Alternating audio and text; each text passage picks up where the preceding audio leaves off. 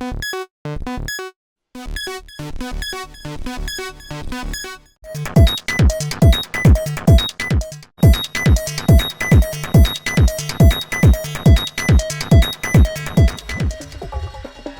and welcome back to my channel. I've been listening to a lot of music from the 90s recently, and the lead sounds have really stuck out. There was one song in particular that really captured my attention, and it was because of the fullness of a basic saw wave. A few effects, and that was it.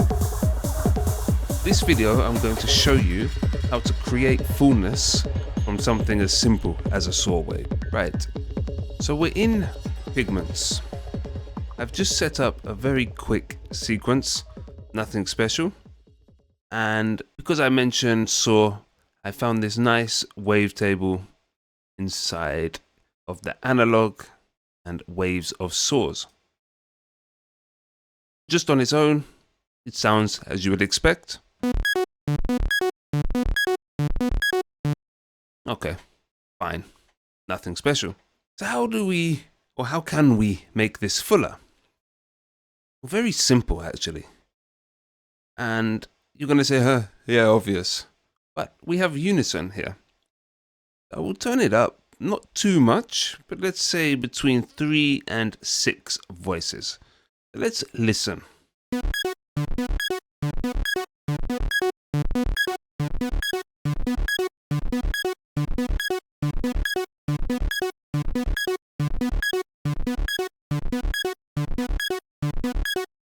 So I think somewhere around 4 sounds cool. We can maybe reduce the stereo. Let's see.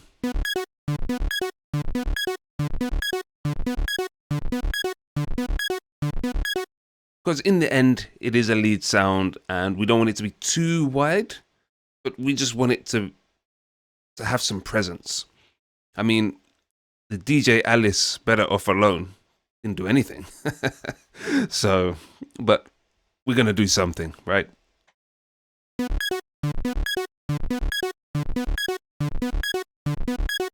Okay, somewhere there seems cool. And the detune, the key here is not to go too much and completely widen the sound and just make it jarring and off kilter. I mean, if you're into that, then go ahead, knock yourself out. I mean, for hypnotic techno, why not?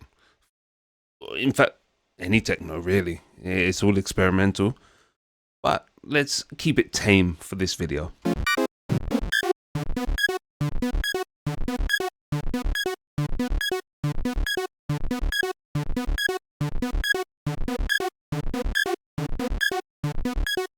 I do like it up there though, I'm not gonna lie. Okay, somewhere there. Let's switch, check between on and off. Okay, something very basic. Now, you can decide whether you want to do something plucky, which would have an envelope like this, or something like this. Is very common for a lead sound. Okay, what next? I'm going to add a small envelope on the pitch, just again to create this very, very subtle piece of pitch modulation that also adds to the perception of fullness. So we shall put it on here. Hang on, what am I doing? Here we go. Ever so slightly. We don't want to make sort of the pitch dropping type sound. Like that. Way too much.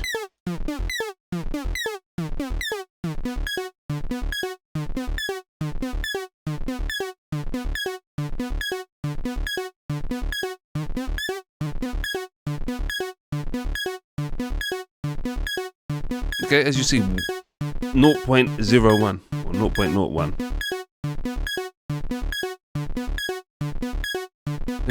bring the decay.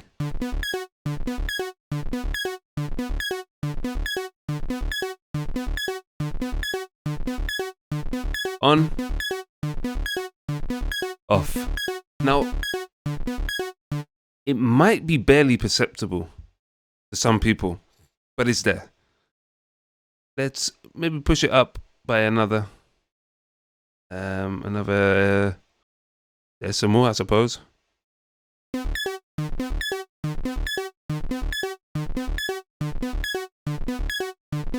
So that's more noticeable.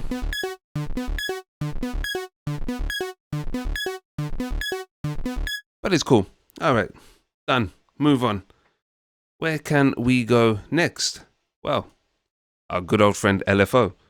We'll bring the rate right down. We want slow. We want slow moving things. We don't want it to be like woo, because it's not fit for purpose. However, there are no rules. If you do something at audio rate and it sounds good, then fine. In the end, that's what it's about, right? Does it sound good? So let me assign this to the wavetable position. Wait, not LFO 3. And we want to put that wavetable position because the slight movement gives us the impression of width and fullness. Okay, so we're really trying to make these subtle, slow movements. Our brain likes change. When something becomes too repetitive and too boring and our brain can predict it, then we turn off and we say, okay, this is shit. I don't like it. So let's see how that sounds.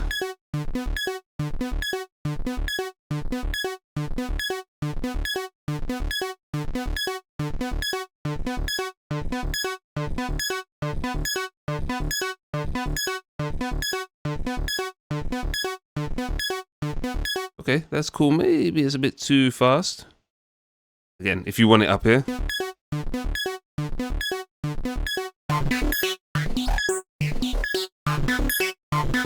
For example, absolutely fine.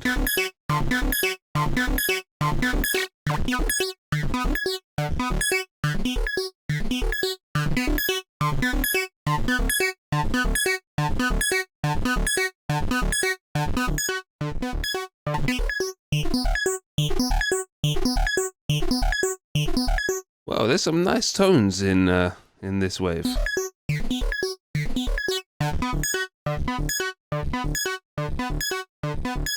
I'm going to keep somewhere there. And I don't know if I mentioned, put it on free running so it doesn't re-trigger. That's very important. Let's maybe turn the rate up a bit, just.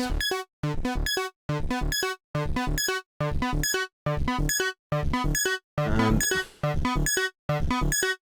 okay, cool. And we can put the same on the LFO. Something like this. And just because I haven't played with any of these yet, I am going to just randomly choose something. I don't know. Let me just no, surgeon. Let's go to something like this. Ripple. I don't know what it sounds like.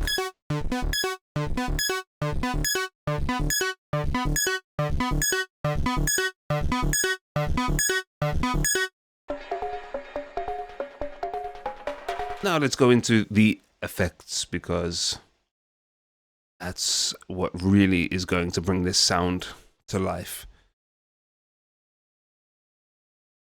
Let's start with a distortion.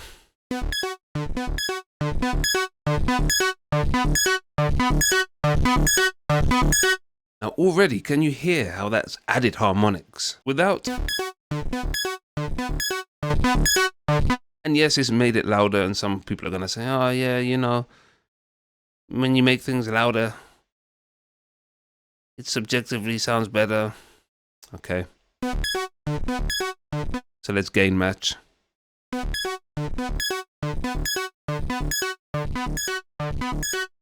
So in fact, that's a bit lower.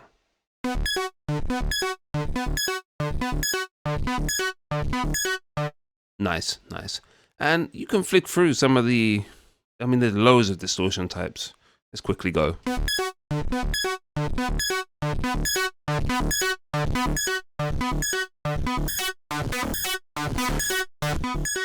Depends how crazy you want to go.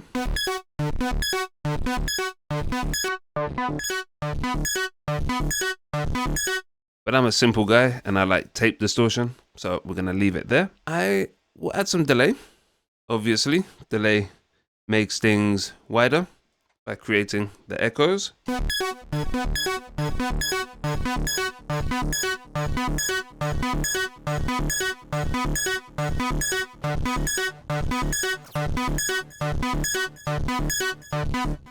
Okay, I'm a sucker for the dotted eighth as well.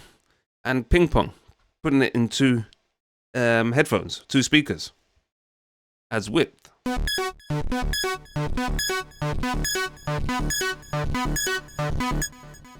Alright, simple, very simple. Then I will add a multi-band compressor, and I'm going to focus on the mids. Okay, turn the output down so we don't fool ourselves into thinking it sounds better because it's louder.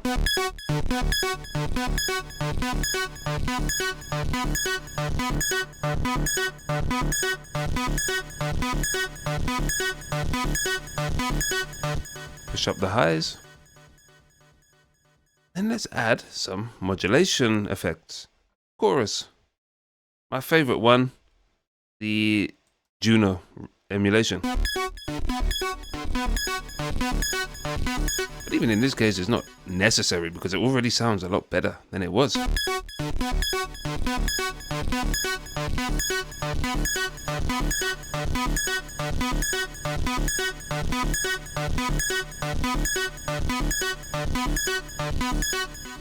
And basically, that is it. Once you have done this, then you can play with different waves, you can look at some of these effects inside of Pigments, you can do whatever really. Let me take off all the effects and let's do a back-to-back comparison.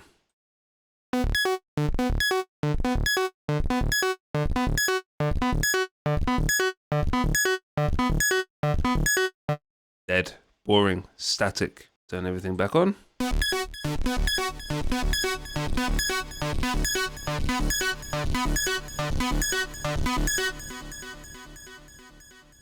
And again, we're not trying to reinvent the wheel, but I'm just trying to show you how it can be very simple. It doesn't have to be difficult. Let's change up the pattern before.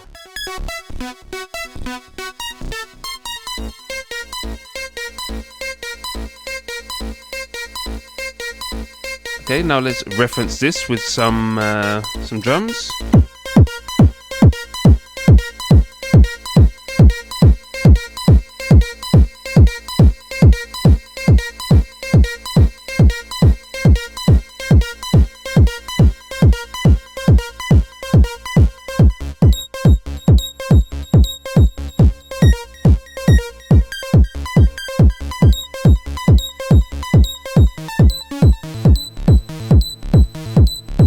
Oh, that's quite cool. Now, in context.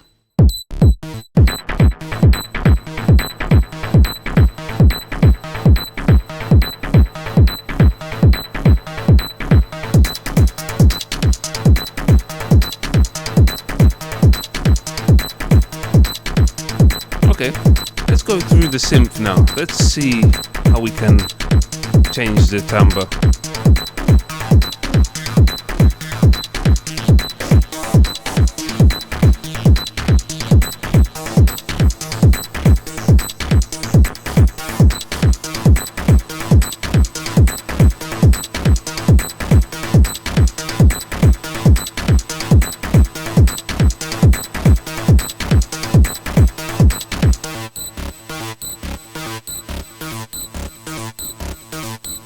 Let's change the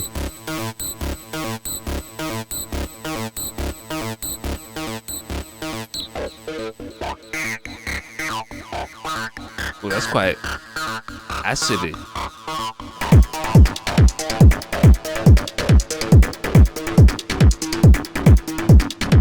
Okay, back to basic waveforms with analog. Cool. I like that.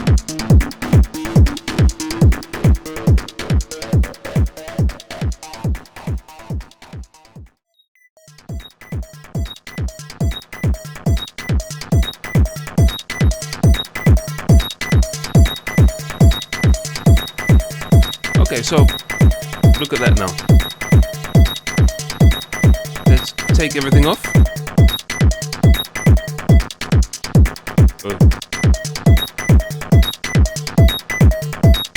Wow.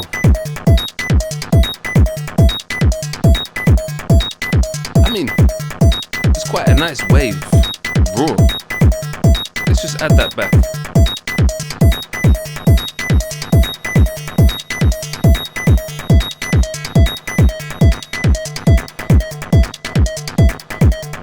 Yeah, take away the highs.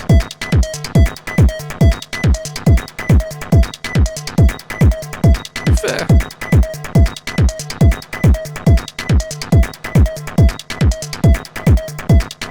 There we go. There we go. Not bad. So there you have it. I want you to put in the comments, how many layers are you using? Now, don't get me wrong. I'm not saying layering is bad, because obviously it is a key fundamental technique in sound design. But for the most part, the electronic music that we're making for the clubs is supposed to be very simple. Are you using more than two? Can you essentially get the same vibe with one? Let me know. And if there is, or if there are any sims that got you completely stuck and you want to know any tips, tricks, your way around the user interface, anything, let me know and I'll make a video about it. Nice one. See you in the studio. Later.